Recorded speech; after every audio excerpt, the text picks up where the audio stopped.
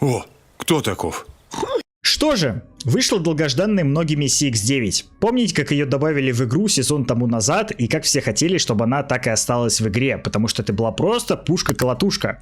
0 отдачи, неплохой урон, бешеная скорострельность. Потом ее убрали и наконец добавили обратно. И она даже похожа на ту, что была раньше. Чтобы открыть эту малышку, вам нужно всего лишь совершить 2 дальних убийства в 5 разных боях, из которых можно выходить, кстати, после совершения убийств. Поэтому собираем вот такую вот Milano X3 и регаем Plunder, ну или Payload. Там, кстати, ФКшников много. Качаем новую ППшку там же. CX-9 имеет 57 уровней, но прокачивается довольно быстро, особенно с жетонами двойного опыта. Так что надеюсь, вам хватило времени ее прокачать за эти пару дней, и сейчас мы с вами поговорим, как с ней стоит играть и вообще стоит ли, ну и про все остальное. Поехали!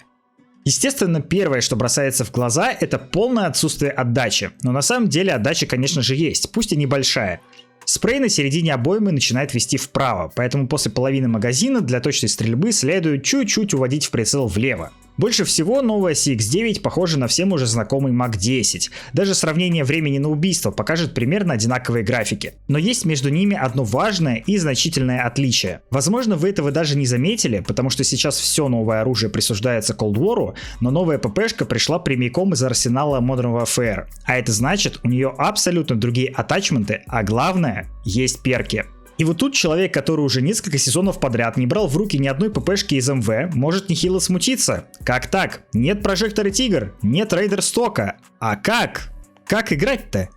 На самом деле тут нет ничего страшного. CX-9 точно не имба и, скорее всего, точно не возглавит мету конца сезона, уступая все тем же Milano, Bullfrog и прочим. Однако, если вы хотели побегать с чем-то новым, не колдваровским и относительно неплохо убивающим врагов, то CX-9 для вас. Продолжая сравнивать ее с МАК-10, можно увидеть, что они действительно похожи. Схожий АДС, урон в тело и конечности, да и по скорострельности CX-9 почти догоняет. А вот урон в голову, я бы сказал, намного больше. Это, конечно, не Bullfrog, но при такой скорострельности с хорошим аимом вы будете класть оппонентов одного за другим. Но если вы не попадаете каждым патроном в голову, тут и начинаются трудности. Новая ППшка не прощает ошибок, и если вы не особо меткий, то вас будут перестреливать со всех других ППшек на ближних дистанциях. Про средние дистанции я даже говорить не буду, потому что CX-9 это не про дальность от слова совсем. Даже с учетом отсутствия отдачи вам просто не будет хватать урона. Зато она может кое-что интересное. Помните, я говорил про перки? Посмотрите, что эта ППшка вытворяет с ловкостью рук.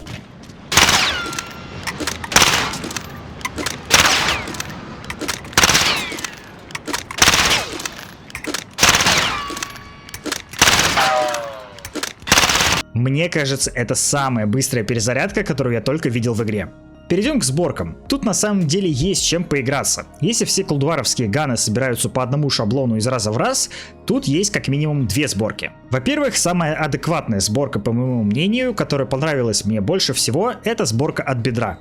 То есть вы просто собираете аналог МП5. Монолитный глушитель, ствол не нужен, рукоятка наемника, магазин только на 50 патронов, потому что другие не играбельные, и приклад в такт для увеличения скорости передвижения, потому что это пушка из МВ, а фонарика из Cold War у нас, к сожалению, нет. И тут вы можете поставить ловкость рук, чтобы все думали, что у вас читы на бесконечные патроны, либо воткнуть просто лазер 5 Вт, чтобы еще лучше стрелять от бедра. Вторая сборка, грубо говоря, обычная. Ставим последний ствол с интегрированным глушителем, освобождая при этом слот. Ручка наемника меняется на командос. Если вы еще не играли с CX-9, то вы потом заметите, что прицел при стрельбе очень сильно кидает. А еще мне очень сильно не понравилась мушка, поэтому вместо втака я бы поставил прицел.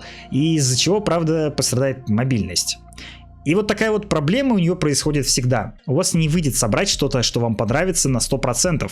Всегда придется чем-то жертвовать. И с одной стороны это правильно, а с другой стороны, ну нас как бы слишком сильно разбаловали.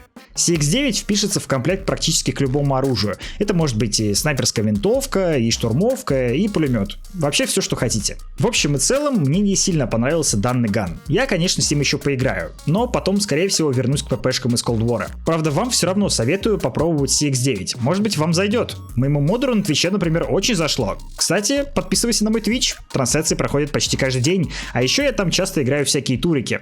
Также подписывайтесь в Telegram и узнаете много новостей по нашей игре. В общем, все ссылки, как всегда, будут в описании. Увидимся в следующих роликах. Всем пока!